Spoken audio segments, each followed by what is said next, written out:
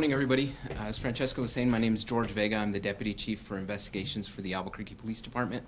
I know we came together not too long ago to discuss our multi-layered approach to dealing with some of the issues that we've seen in the community, specifically relating to human trafficking and sex trafficking. So we want to talk about some of the issues that we've seen in the community and talk about the way we've been addressing this and some of the strong relationships we have with our advocates and our providers throughout the community. So when I talk about our multi-layered approach, the first thing I want to talk about is our relationship with our advocates and some of the operations that we're running there. Recently, we met with SANE and Rape Crisis and discussed getting out education and awareness to the community and to our officers on being able to educate them on human trafficking and what this looks like in our community, and also being able to provide sex workers within the community long-term solutions to this issue and get them out of that vicious cycle. We also talked about some of the ways that we're working some of these operations, and we lean heavily on our high-risk victims team that has done an amazing job in working in what we call our John operations, where we're focusing on individuals that are patronizing sex workers within our community, and also working with our advocates to provide outreach to these individuals on the streets. And we're also running operations on Commander Jeff Bernard's side, on the Undercover division, where we're focusing on individuals that are walking on the street visibly to the community, and focusing on the sex workers in that area and providing solutions and outreach to these individuals. So with that, I want to be able to turn over to Commander Hartsock to discuss some of the operations that we have on the high-risk victims team. Like I said, we want to talk about some of the successes and some of the cases that we've had.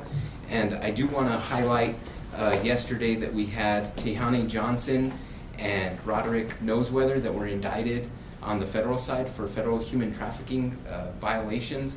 And I think that case really highlights how we work together as a department and how this multi-layered approach is a success, and we're working with our federal partners to ensure that we're addressing these issues in the community. So I want to turn it over to Commander Hartsock to talk about some of our successes. My name is Commander Hartsock of the Criminal Investigation Division, which includes our high-risk victims unit, who actually happen to be sitting in the back, the two detectives that dedicate their full work schedules to combating this really terrible crime. As Deputy Chief Vega pointed out, we're a services-first plan to help sex workers get out of this life. But we understand, for most of them, it's not as easy as just saying stop or just switch it up. That's why that team back there, with the help of other detectives and our advocates, are out nearly daily going in high visible areas where we get complaints or we can see sex workers transiting the area, advertising sex, and providing outreach first. The other problem that we try to tackle is the market. The mostly men who are out there trying to pay for and solicit sex are not immune from our grasp. We will arrest 100% of people that are patronizing sex workers, whether we catch them doing it with a sex worker or it's an undercover officer. We've had several of these operations since late last fall, including just last week, that are highly successful. So to those men that are watching this briefing, you need to stop. You are going to get arrested. We're going to publish your photo for everyone to see. That is the only outcome you get from this. It might be a misdemeanor, but we're going to treat it as a very, very important crime, and we are never going to stop doing that. And finally, to the traffickers. We understand that you've gotten away with this for a long time, but your days are coming to an end. And the federal indictment yesterday, which was an APD case worked from the ground up, from patrol officers to these detectives in the back who saw what appeared to be a young female walking the streets being somewhat supervised, into the fact that they were runaways, basically kidnapped from California and brought to Albuquerque. There's more coming in that case, and there's more coming in other trafficking cases that we're actively working right now. It's not going to stop. It's only going to get worse for the traffickers that are out there. The last thing I want to point out is soon we're going to be working with our providers, the Rape Crisis Center, the SANE, which is the Sexual Assault Nurse Examiners, and others, to create more public awareness and training about how human trafficking works. There's lots of myths about it that we want to make sure not just first responders, but daycare workers, nurses, pediatricians, teachers, jail intake workers, or just the general public understand. One of them I can tell you right now, most of our sex workers are from Albuquerque. They grew up here their entire life. They are not from out of state very often, and they are very rarely from out of the country. They are the kids that your kids grew up with once upon a time, and all of a sudden they just dropped out of school and you never heard from them again. So this problem starts at a really young age with neglect issues and abuse issues, and our crimes against children teams and our other teams know that this is all one problem we have to work. We can't wait for them to be trafficked before we respond. With that, I'll let Commander Bernard talk about some of their operations.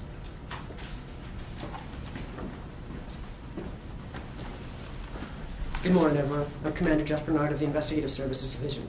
So my bureau, we oversee the undercover operations aspect of this. So as it's kind of been stated here, after a holistic approach, the other divisions go, they offer outreach and things of that nature.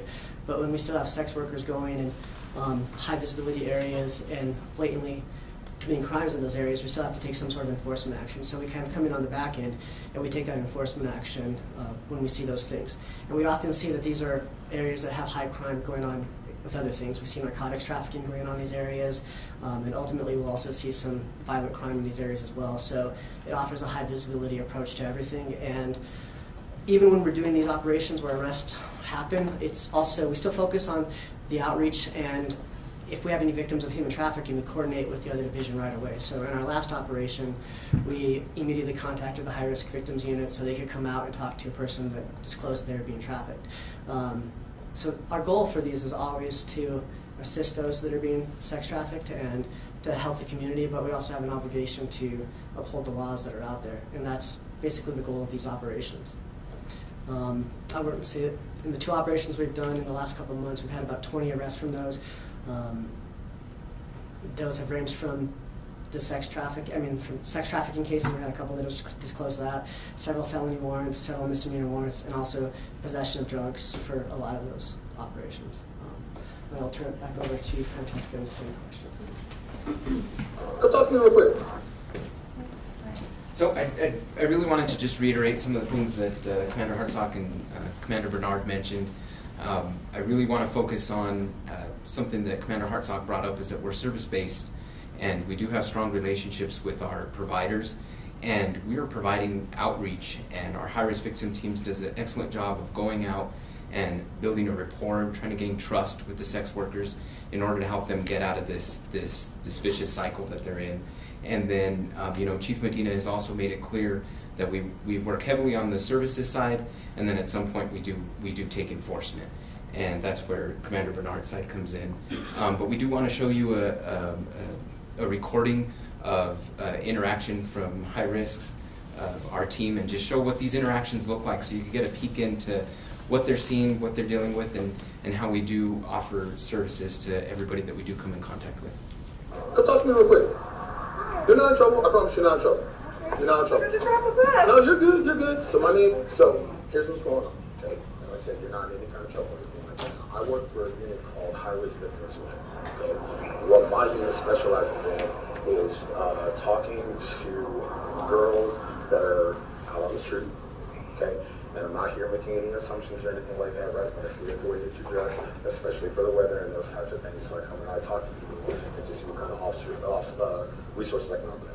This is just one of my partners, and this is my commander. And like I said, what's your name? So like I said, you're not in any trouble or anything like that. Don't be scared. You're okay. Well, I was at the freaking casino last night, and I got left over there, and nobody had my bags full of my clothes and shit. So you're good. Where are you staying at right now? Motel 6. Motel 6? The matter I'm asking, right, is because like some of the agencies and stuff that we work with, like Rape Crisis Center in New Mexico, we work with a place called Drink Center. We see a lot of girls out here walking around, working and that kind of stuff, and just by looking at some of them and some of the conversations that we have with them, stuff like that, we know that they're not out there by choice. Yeah. Right? And so my unit, like I said, with me being high-risk victims, I work with victims of human trafficking, which is basically, in a not so roundabout way, girls that are being pinned down.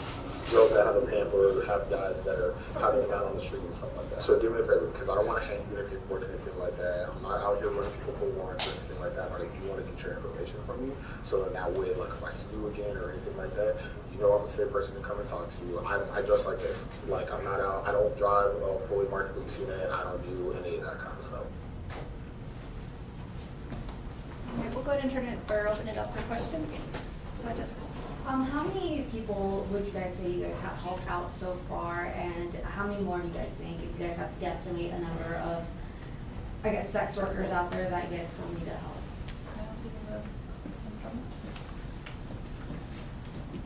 So I mean, between both all the operations that are going on, we've already identified dozens of sex workers operating in Albuquerque. They're all offered services, although some are still getting criminally charged. So at least a few dozen, but we know that's still just a drop in the bucket of what's actually out there. The other thing we're focusing on too is we're coming with a new triage system on our runaway reports, because we're very focused on juveniles. We don't want zero tolerance with a juvenile sex worker at all. So we're making sure that we're doing thorough reviews on runaway reports and looking at other risk factors to make sure they're not being trafficked right now. So what would you say that the age groups of sex workers roughly have you seen more of? The younger end, 14, 15 is the age where it starts to become more prominent. To mid 20s, there are sometimes older sex workers for sure. But if you wanted to group the median ages, it's probably 14, 15 to 25, 26. Are you guys targeting specific areas or? Yes. We're using data that we collect by police reports, by neighborhood complaints, and honestly by just driving around to target certain areas. But we're going all around town. So we've done these operations in other parts of town just with not very good results in terms of arrest or identification of Johns or sex workers, but that's fine. That tells us this might not be a big problem over here. So we're going to continue to move the operations around the city and the county to make sure that we understand where it's happening and where it's not. Are you guys able to disclose what areas, I guess you guys frequent the most? Well, we've definitely done operations off East Central, but not in one specific area. Yes? Can you talk about how sophisticated the operation was with those teens in terms of bringing them from California, Arizona, and New Mexico, and how sophisticated these trafficking cases can be? Sophisticated sounds like it's a compliment to the trafficking group, so I probably wouldn't use the word sophisticated, but they're organized, absolutely. In the ways they transport them out using ticketed transportation modes that don't require a lot of security or federal oversight without having to show real IDs, like to board a plane. It's harder to put a 15-year-old on a plane, right? It's easier to put them on a train or to rent a car and bring them out. But all these things produce records that our investigations are generally able to find and track backwards. They use cell phones in all of the operations, so we use our digital intelligence team heavily to create these maps and paths and histories of how this whole thing came to be.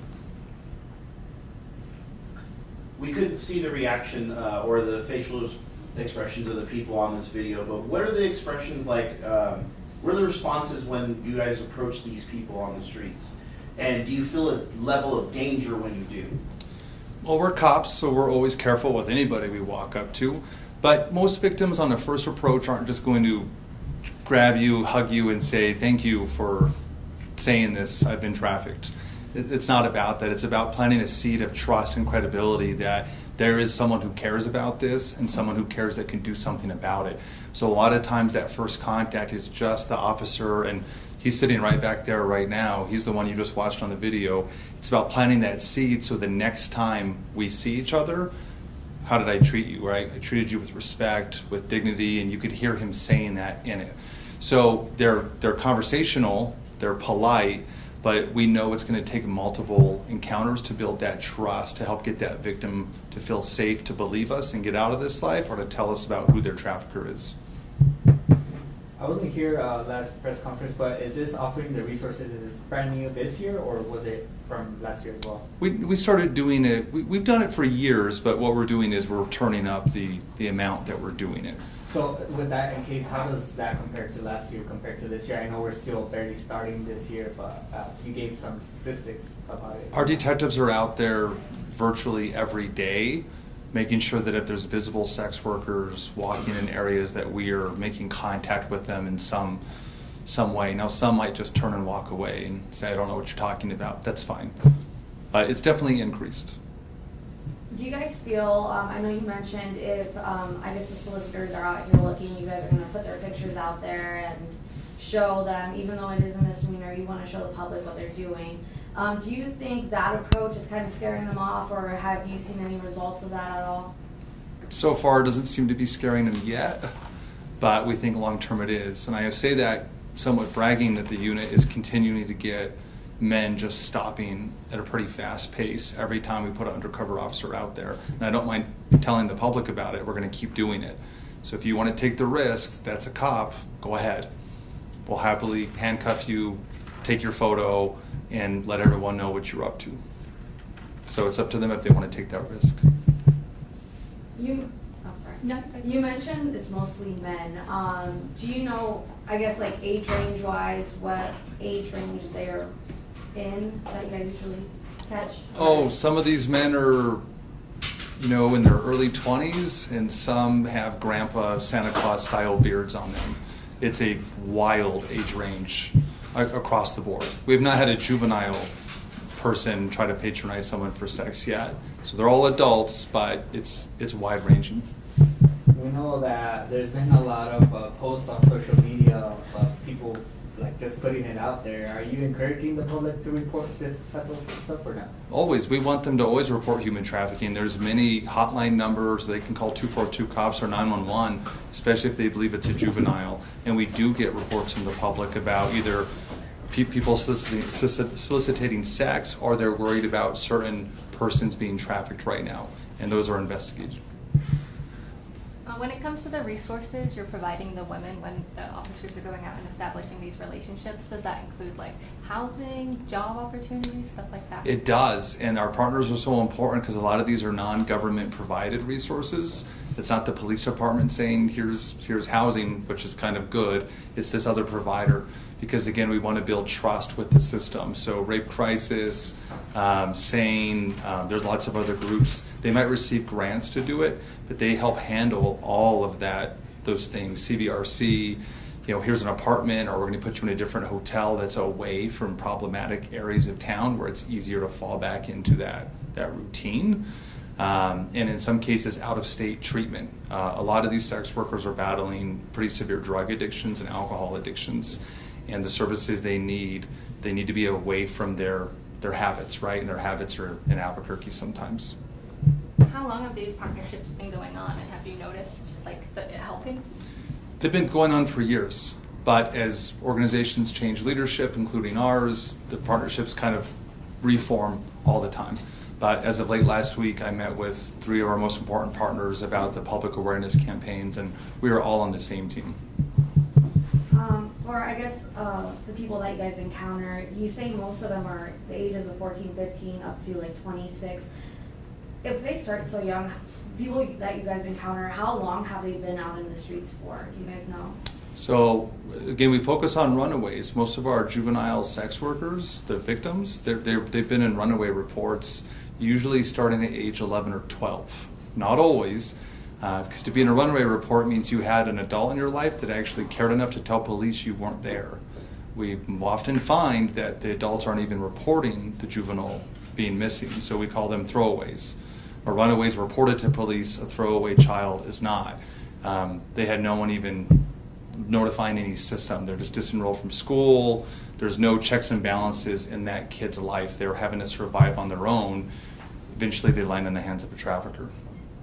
So most of them that you guys interact with would be a throwaway, would that be accurate? It's a mix, but a lot of them aren't in a runaway status when we find them. Some are, some are not though. Do you know? Oh, No, go ahead. Do you know like the average time of that they've been on the Albuquerque streets serving as a sex worker at all, or what the average, I guess, years of them being out there is? It's not long, because they're either overdosing on drugs and getting hospitalized, they're getting arrested or detained by police, or they're meeting even worse outcomes.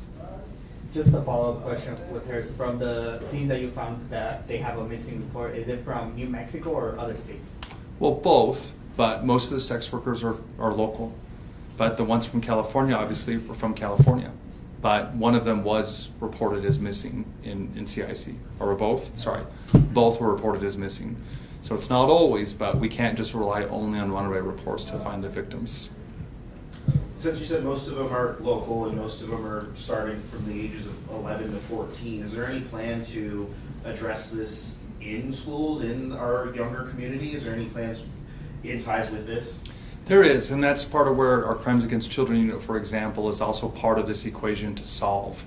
But Chief Medina's also talked about it, that when kids are disenrolled from school, there is no mechanism that ensures they re-enrolled somewhere. The state public Department of Education doesn't check, APS doesn't necessarily check.